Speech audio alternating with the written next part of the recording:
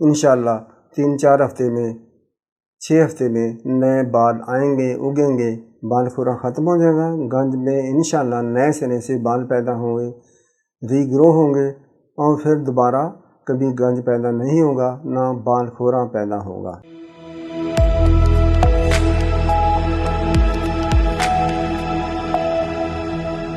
بال کھورا کا ایک اور نسخہ دیتا ہوں جو کہ گنج کو بھی نافع ہے، گنج کو بھی شفا ہوگی انشاءاللہ۔ برگ صنوبر، تخم صنوبر، برگ ریحان، برگ کنیر سرخ، برگ کنیر سفید، یہ الگ الگ ہوتی ہیں، روڈوں کے کنارے یہ ہوتے ہیں، ایک سرخ پھول والا کنیر ہوتا ہے، ایک سفید والا۔